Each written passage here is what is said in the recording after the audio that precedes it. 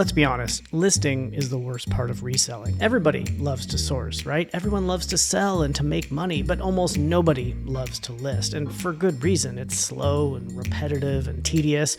But here's the thing, if you want to sell more, you gotta list more. That's the job. And while most people treat listing as this big, overwhelming chore, it just doesn't have to be. With the right process, you can list just about anything on eBay, including research and pricing and photos and inventory in under 4 minutes. I do this part-time, and I spend no more than 30 minutes a day listing, and this year I've already sold over $63,000 on eBay. I'm on pace to bring in over $50,000 in net income this year with 30 minutes of listing a day. And I'm not going to sell you some fancy AI listing tool. This is all done through eBay directly, so let me show you how I do it.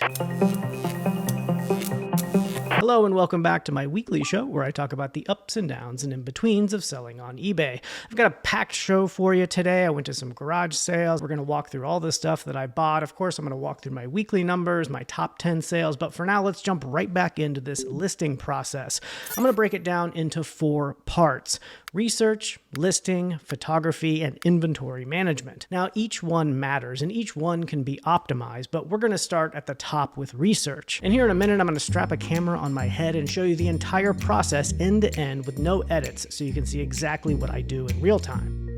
Now, everything begins with research. You can't sell something if you don't know what it is, right? Or what it's worth. Now, a lot of the AI listing tools claim to help you list faster, and depending on what you're selling, some of them actually do. But almost all of them fall short when it comes to research and pricing. And that's a problem because good pricing is the foundation of every successful listing. The issue here is that eBay doesn't make sold pricing data available through their API, so listing tools basically have to guess. And eBay's developer terms of service prohibit third-party developers from suggesting or modeling pricing for items, and so those tools that tell you what the price should be are technically violating eBay's terms of service by doing so. Either way, they don't have access to the real numbers, so instead they scrape listings from the open web and try to guess based on incomplete data. And most of the time, those guesses are just wrong. So if you rely on these tools for pricing, you end up underpricing your inventory and losing money, or overpricing and missing out on sales. So to fix that, now you're doing your price research in one place on eBay where the data can be trusted and copying the details into another tool and fixing the AI generated slop along the way.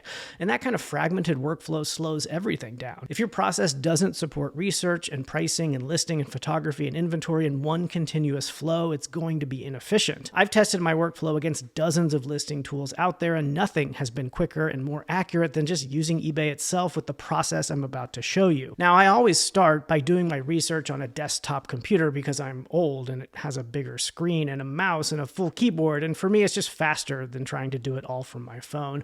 But you could do it from your phone if you want to. Here's my process. First, figure out what you're actually selling. Sometimes it's instant, you know exactly what you're selling, but sometimes it takes a little bit of digging to figure out exactly what you have. And just remember, like, items that are hard to identify are also hard to list. And so if you're outsourcing and you're finding stuff that you can't identify, it's going to slow everything down later when you go to list that stuff, so keep that in mind before you buy. Once I know what I've got, I start with the active listings to check the competition. I search for the item on eBay, I filter by condition like new or used, and I change the sort from best match to highest priced first. Your goal here is to get a list of results that matches exactly what you're selling, and adjusting the filters and sort orders helps eliminate similar but not exact matches and gives me the top of the market for pricing. Then I switch to lowest price first to see the floor of the market and have a better understanding of the active market price ranges. Keep in mind, when you're doing this price research, you're going to need to disregard the listings that don't exactly match what you're selling. Even with perfect search terms and the right filters and the right sort order, you're going to find different things sneaking into your search results and skewing the price data. This is why AI tools and even eBay's own price suggestions are often just flat out wrong, because it's nearly impossible to get an exact list of results that match what you're selling. No tool is a suitable replacement for your human judgment on pricing here, so don't try to outsource this part. Next, I check sold listings to see what people are actually paying, which is usually lower than what they're actively listed for. Same idea though, sort low to high, then high to low to get a feel for the range, and disregard listings that don't match. The key here is speed. Don't obsess over the perfect price because you're just never going to find it. You could easily spend 20 minutes analyzing comps for a $10 item, so don't forget your time has value too. I give myself like literally 20 or 30 seconds to land on a price based on a blend of active and sold market values, and then I just move on. This is something you get better at with practice, you know? I tend to price my items on the higher end of the sold market, knowing I'll likely send out offers after a few weeks for things that don't sell right away.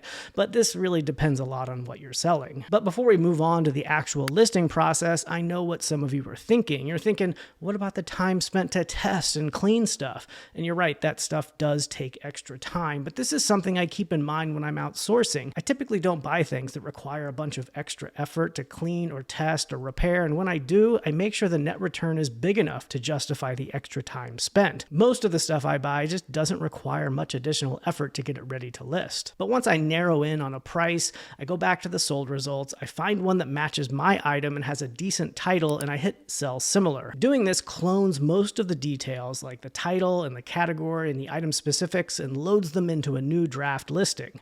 It saves a ton of time, but it's not just plug and play. Like, you still have to review it for accuracy because some other human entered these details and they might be wrong or they may not match exactly what you're selling. And the same goes for AI listing tools. You know, you just can't blindly trust the data. But in my experience, selling similar is usually more accurate than what AI generates from scratch. And because it's a part of the same flow that you're already in while researching comps on eBay, it keeps the process fast and focused. There's no switching tools, just click and check and adjust and move on to the next step. Now, if the item is used, I write a short condition note, usually just a sentence or two about flaws or where or what to expect. For the description, I use a basic pre-saved template.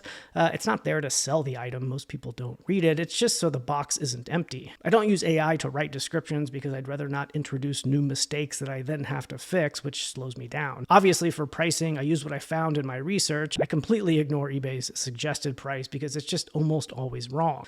Now for shipping, I use free or flat rate shipping to keep things simple and fast during the listing process. I've got a few flat rate business policies set up like $4.99, $6.99, $9.99, $14.99, and $24.99. And I pick the one that makes the most sense for what I'm listing.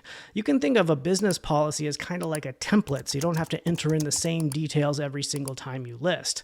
I don't weigh or measure anything at the listing stage. This saves a ton of time, and yeah, I sometimes overcharge or undercharge a little, but it mostly evens out. The alternative here is knowing exactly what box your item is going to go in and getting exact weights and measurements every time you list something so that you can use calculated shipping. And that does mean you'll have accurate shipping costs every single time, but it slows the listing process way down, and I just skip it entirely. Returns, handling time, and payment settings, those are all preset and basically never change, so I rarely touch them. I do promote everything at 3%, but I don't define that manually for each listing. Instead, I set up an automated rule so that it applies to every new listing automatically. This shaves a few seconds off the listing process and ensures that I don't accidentally use eBay's suggested rate. I'll leave a link down below to show you how to get that set up. And once all that's done, I hit save for later, which saves the listing as a draft, and now it's time to move on to photography. For photos, I use my phone. It's nothing fancy here. If you have a smartphone built in the last decade, it's usually good enough for eBay photos. If your photos look bad, it's almost always a lighting problem, not a camera problem, so invest your money there instead. Even a simple light box for 20 bucks on Amazon will do the trick. I open the draft listing on my phone and take a few photos directly into the eBay app. They upload right into the draft listing, and as they're uploading, I do one final quick review of the listing details for any mistakes that I might have missed earlier, and then I hit list your item. Congratulations, the item is now actively listed on eBay. Now we need to make sure we don't lose it. I take the item and I store it wherever it belongs, like in a shelf or a box or bin or whatever system you're using. If you don't have an inventory system and you're selling more than like a dozen things, you got to be careful. Lost items lead to canceled orders, and too many of those will tank your seller status. Once the listing is live, Flipwise pulls it in automatically, and from there I can log where it's stored and how much I paid and where I bought it from. Or if I already had it in unlisted inventory, I just match it up and that data fills in automatically. Now you don't need to use Flipwise, but use something like a spreadsheet or even a piece of paper is better than nothing. And that's it. I'm done. Now I just need to do that about 1,800 times per year and I'm good to go. Now let's put all these steps together and you can watch me list something end to end in real time with no edits, just me listing using this exact process. So let's take a look. All right, we're just going to grab something off my to be listed shelf right here. I think I'll go with this bag. I got this at a garage sale for $3 about 2 weeks ago. Just need to get it listed. It's a low pro bag. Oh, let me go ahead and start the timer right now. So First, we need to figure out exactly what this bag is. It is definitely a low pro. I remember seeing something on it, yeah, passport sling. All right, so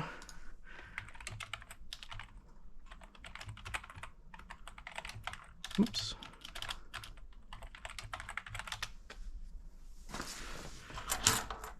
Okay, so 42 results. We're going to change the condition to used. 33 results. Let's go ahead and see how many have sold. Oops. I had an old. Oh my gosh. That's what happens when you do stuff live. Come on.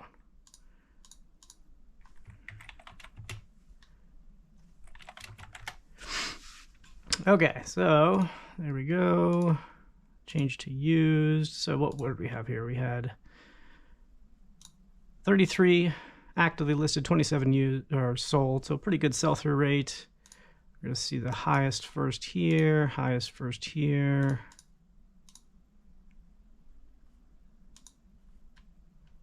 $54.99, pretty similar. It's exactly like mine right there. Maybe a little bit of a lighter color. Yeah, some other stuff in there. Mostly different stuff. That's interesting. 45. Yeah, I think that one looks good here. We're going to go ahead and steal this one.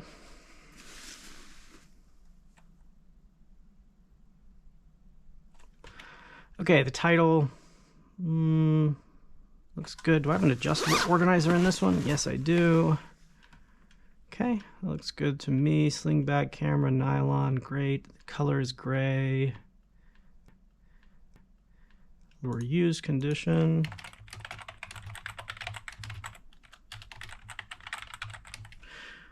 We're just going to put the description here. Few small dark spots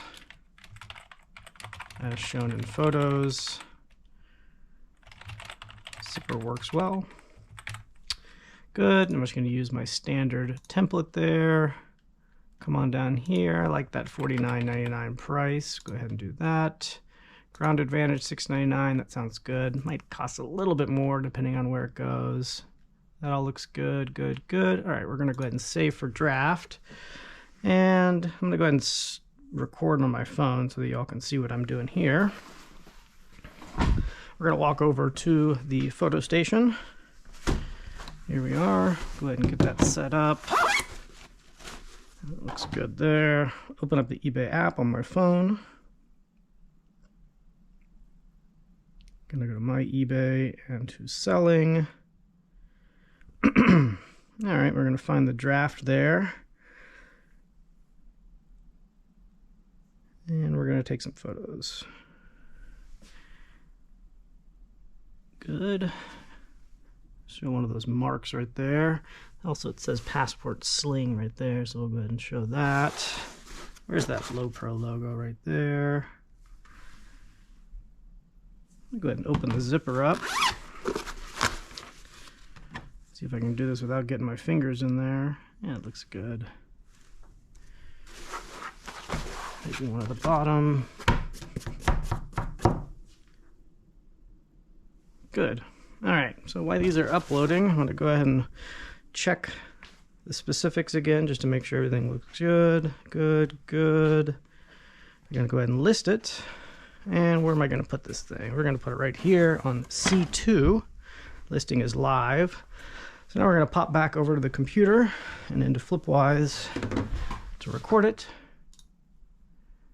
Active inventory. I'm going to wait for it to show up. Usually takes a second or two. There it is. What did I say? C2. Cost $3. Garage sale. And this was not this past weekend, but the weekend before. And there you go. I'm all done. So yeah, listing doesn't have to be painful. It doesn't require AI. It just requires a repeatable system and a little bit of discipline. I feel like I'm starting to lose my voice here. And it's not lost on me that this bag actually took me 4 minutes and 28 seconds to list. I could have re-recorded it until I got it down to 4 minutes. The reality is it's never going to be perfect. And sometimes you're going to make mistakes like I did. And it's going to take a little bit longer, while other times it'll be a little bit quicker. And just to get ahead of any controversy, I always hear from people in the comments who scoff at my lack of proper descriptions from my listings. But keep in mind that this is my process. It doesn't have to be yours. If what you're selling requires more work in the descriptions, by all means do so. There's rarely one right way when it comes to eBay, so do what works for you in particular. I get by with a default template, but you may not feel comfortable with that, and that's okay. Now, before we move on, here are a few bonus tips for you to make the process even faster. One, I like to batch items together, so if I'm listing like 5 things for the day, I do the price research for all 5 first, then I build the listings for all 5, then I take photos for all 5, and then I put all 5 away in my inventory. This tends to be quicker than moving through the process for each one by one. You also may have noticed me using a little browser trick called Site Search Shortcuts, which makes it fast and easy to search eBay directly from your browser's address bar without having to fiddle around with a bunch of filters and sorting options to get the results that you're looking for. I'll leave a link in the description below that shows you how to set that up. It saves a bunch of time. All right, on to the next thing. I went to some garage sales, so let's take a look at what I picked up last week. I went to quite a few garage sales today and picked up some stuff. These are some Schlage locks. Not locks, they're door handles. I paid $20 for the lot. There's like 4 or 5 of them there. And I think I'm going to end up keeping these because we need to replace a few in our house. This is really good. This is a Sony Bluetooth CD player. So you can connect via Bluetooth or play a CD or play the radio. I paid $10 for it. This thing has an amazing sell-through rate, really high demand. It should go for like $70 or $80. I paid $10 for it. Also got this Rawlings glove. This is an RE125 BPS. Paid $8 for it. And this one should go for around $40, I would say. Kind of at the end of baseball season or softball season, so it might take a little bit to sell, but I always pick up gloves when I see them if they're a good brand like that. Another Sony radio here. This is an older one. This is a TV sound, AM, FM, TV, and weather. This I paid $1 for, and so definitely worth picking up. I'm guessing it's going to be worth about $25 to $30. Also picked up a lot of Dickies jeans for $5 each. They're all the same size, 32 by 30 here. And I don't know, they're probably going to go for $25 to $30, but these are they're all brand new tags. It's going to be really easy to list, a single multi-quantity listing. It'll probably take a little while to sell, but that's all right. And I got a bunch of vintage t-shirts. Let's see what we got here. This is a Conway Twitty. Tie-in with Tweety Bird. That's kind of interesting. Looks like it's from the 80s, I would say. It's on a Screen Stars Tag XL. This one I just thought was weird. One never knows, do one ain't misbehavin'.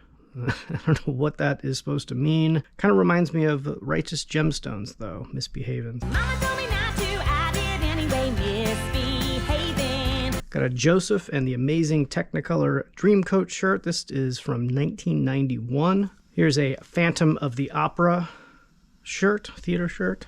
That says 1986. Wow, okay, it's older than I thought. This one here, Big River, The Adventures of Huckleberry Finn. Looks like it's kind of dirty. This one will probably just end up being redonated unless it's worth a decent amount of money, which I really don't think that it is. And another Phantom of the Opera, 1986. A little bit different, nothing on the back there, but yeah, not a bad pickup. Anyway, that's all I got at garage sales this weekend. Yeah, I'm definitely losing my voice, but let's go ahead and take a look at last week's numbers.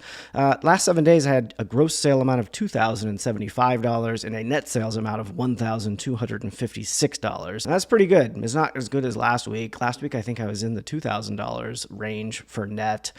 This week, a little bit lower, $1,256. That's still double what my goal is. My goal is $600 net per week, so still doing really, really well. You can see I had a huge day on the 8th there with almost $1,000 in gross sales, and then kind of some pretty bad days.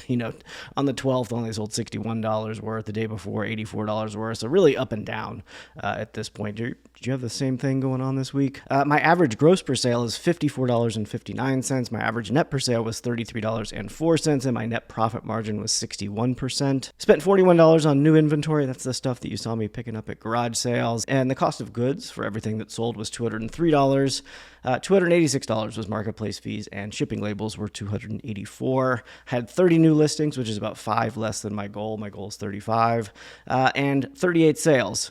So Again, not as good as last week, but not terrible by any means. My average time to list was 4 days, which is the time between purchasing and listing. You want that to be as low as possible. And the average time to sell was 6 months. You also want that to be low as possible. That just means I was selling some older stuff. So I'm interested to see what that older stuff was here in my top 10 list. And my return on investment, quite a bit lower, 344%. That typically means my cost of goods was higher, which makes sense because I've been going to more thrift stores lately. And so when I'm going to thrift stores, that means my ROI is lower, my net margins are lower, just because I'm spending more for that inventory than when I go to a garage sale, for example. All right, let's go ahead and take a look at my top 10 sales for the week. Coming in at number 10 is this Harry Potter and the Sorcerer's Stone VHS, sealed VHS. So this one had all the watermarks. I don't do a whole lot of sealed VHSs anymore. They used to be pretty hot 3 or 4 years ago, I would say. This sold for $24.99 free shipping. I also sold another one in the same order. It was a Lord of the Rings sealed, factory sealed VHS. Looks like I had $2 into this. My net return on it was $15.94. The net return on this one was $4.20. So I didn't make a whole bunch of money, $20 total on the both, but they did go international. They went to Saudi Arabia, actually, which is interesting, through the international shipping program. So coming in at number 9, keeping it in the Harry Potter theme, this is a Universal Studios Lord Voldemort wand. I got this, I think, at a garage sale. Yeah, garage sale for $5 4 months ago. It sold for $30.98. That's $23.99 plus $6.99 in shipping. The net return, $14.86. Not a bad pickup. You know, these things can do really, really well. If you haven't been to Universal Studios in Diagon Alley, it's an incredible setup there. And they have the wand shop. That's where this thing came from, was that wand shop. And so they can go for a lot of money. This thing new was probably like $100. And so $30 used is not a bad price at all. Coming in at number 8, ASICS Gel Venture. I bought these not that long ago, 22 days ago at a garage sale for $10, and they sold for $49.98. My net return, $22.56. This is just sort of a bread and butter item. Might as well. I knew it was going to sell relatively quickly and for $10, and they were also just very clean. It looked like they'd barely been used. Typically, I would not buy these shoes if they required any cleaning at all, just because, again, that net return is not that high, $22.56. If I'm spending 20 minutes getting it cleaned up, that's just going to eat into that net return or drop my hourly rate for that stuff to a lower amount. And plus, I just don't like cleaning shoes. But these were very clean. I didn't have to do anything, no prep work at all. They were ready to go, and they sold in 22 days. Coming in at number 7, this is a crystal ice bucket that I got. I bought out another reseller a long time ago, over a year ago, back in August of 2024. Every once in a while, you'll run across ads on Facebook and Craigslist and other places where other resellers are just done with their inventory and they want to get rid of it. And that might seem like an enticing way to get inventory, and I've certainly done that over the years with mild success. It's not always a great idea. The problem with buying out other resellers' inventory is you don't know what their standards and their quality is for picking up inventory. And it may turn out that their inventory is just not as good as what you would potentially pick up. But with this one, it wasn't terrible. I'm making it sound worse than it actually is. This thing sold for $51.99. It did take, over a year to sell. And this was one of the last things that was from this person's collection. But they showed me their eBay store. Everything was listed, so I could do the research. So I sort of knew what I was getting into. But you just want to be careful when you're buying out other people's stock, other resellers' stock, just because you just don't know how good of a reseller they are. They may not have quite the best eye. They might have bought some junk, so just be careful when you do that. But I made $24.16 on this crystal ice bucket. Coming in at number 6, you guys just saw this. This is the Rawlings glove that I picked up at a garage sale for $8 just a day ago. I think in that clip, didn't I say it was going to take a long time to sell? So what do I know? It did sell for $46.98. My net return on it, $26.04. It's just a no-brainer. I almost always buy baseball gloves when I see them. Usually they're priced between $5 and $10. Not every single one is going to be worth it, but most are going to be worth it at that price point, especially if they're in good condition like this one. So this was a very quick one. Yep, the voice is definitely going. Coming in at number 5 is this Prego Pizzelle maker. Y'all saw this in, I think, last week's video. I got this at a thrift store for, what did I pay for it? $7, and it sold in 6 days for $54.98. That's $44.99 plus $9.99 in shipping. The net return, $32.11. This is a really good pickup. I buy these every single time that I see them. And I think in the video, I said that I was going to price it up based on product research and looking at the historical numbers of what they sell around Christmas time, because these sell for more money around Christmas. And that's what I did. I priced it up, and it still sold in 6 days. So it didn't really matter in the long run, but I did get the price that I wanted for it, and the net return, $32.11. Coming in at number 4 here, Perplexus Portal 3D. This is from my own personal collection, not my personal collection, but once every 3 weeks or maybe once a month, we sort of go through the house and pick up stuff that we don't want around the house anymore, and we want to donate. And I also just donate stuff from the basements, from the reselling business that I don't end up selling. And I tell my kids, like, hey, anything you want to get rid of, anything you want to donate. So they put it all in a box, and then I go through and I pull stuff out that I think might actually sell from that, and I just give them the money. Like, this thing sold for $44.98. It was my son's many, many years ago, and he made $32.44 on it. So not a bad return for this weird 3D puzzle game thing. This thing's bigger than it looks. It's like the size of a basketball, but still a really good sale. Only $6.54 to ship, if you can believe that. Because again, it probably went in a 12 by 12 by 12. It must have been going really close. Now, coming in at number 3 is this Pentax monocular. I think this is for like bird watching. This thing sold for quite a bit of money, $116.99. My net return on it was $82.42. It did take quite a while to sell, 11 months, but very small, very easy to ship. This thing cost $10.24 to ship. Isn't that crazy? It must have been going far, because that last thing that was big only cost $7 to ship. So anyway, this was a really good sell. The thing with these, much like cameras, you want to check and make sure that there's not like mold underneath the lens. This one was really clean and good to go. Sold for $116.99. If you can't tell, I'm rushing through these now because my voice is going to be gone very, very soon. But this one is a really fun one. Y'all remember this? The thrift store find from last week. This is the sample pad, the $70. What did I pay for it? I paid $62.50 at a thrift store. And this thrift store, I couldn't test it. It didn't have the power supply, and I couldn't return it. They had a no return policy, but I still took the risk on it. I bought the power supply separately. You'll see there, I spent $21 on eBay buying the power supply. I got it, plugged it in, it worked perfectly, and it sold in a day. So that's why I picked it up. I knew it was going to sell for over $200. I knew that the demand was high enough that it was going to go very quickly. And for me, that was worth the risk to go ahead and spend $62, or what was more than that. I spent $21 for a power supply. That's $83 and change. But I made $84 on it in a day. So it ended up being worth it. It was a little bit risky. I was really glad to see this one work and sell. All right, coming in at number 1 is this Cambridge Audio amplifier. Cambridge Audio is a really, really good brand. This thing was so heavy. That's how you know it was expensive. It literally weighed like 50 pounds. It just, you wouldn't believe that it weighed as much as it did just looking at it. Had all the accessories, had the power supply, it had the remote, had all of the booklets. I sold this one on consignment, and it went for $524.98. It cost $42 to ship, so it was an expensive thing to ship. My net return on it was $217.73. I paid out $217.73 because we split the consignment 50-50. This was just a really good sell. It did take 3 months, so it took a while to find the right buyer, and it was just packing this thing up was a chore because it was just very heavy. I ended up double boxing it, and so I put it I wrapped it with a bunch of bubble wrap. I put it into one box, and I put that one box into a second box and put void fill all around it, just because I did not want this thing to break. I insured it as well. It has arrived to the destination. I haven't heard from the buyer yet, but I think we'll be good to go. Anyway, I'm going to cut this off now because my voice is almost gone, but we still got to go lights out. The entire reason I'm losing my voice right now is because last night I went to the Chiefs game versus the Lions, and the Chiefs pulled it out and won at home. Had excellent tickets, excellent seats. It was a lot of fun. I went with a friend, and I go to a Chiefs game with my friend once a year, and he meets me there, and he brings me inventory.